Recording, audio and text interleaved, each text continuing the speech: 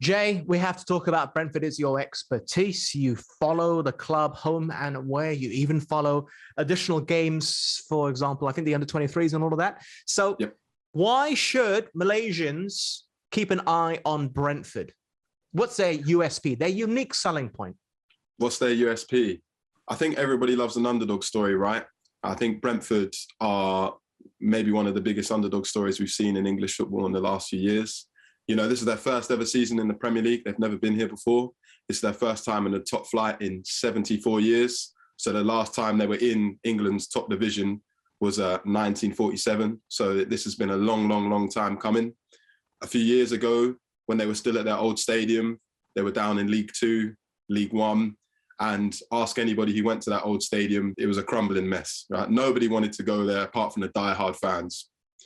Now, over the last few years, their new owner, this gentleman named Matthew Benham, who's been a Brentford supporter for his whole life. He bought the club about 10 years ago, became majority owner. He made his money through gambling. And so he's applied some very clever statistical models to Brentford to help with their player recruitment.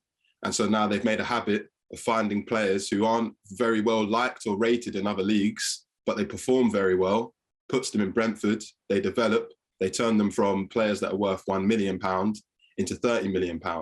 So wherever you look at Brentford, there's some sort of fascinating story going on. And as we saw on the opening day of the season, they're in their new stadium.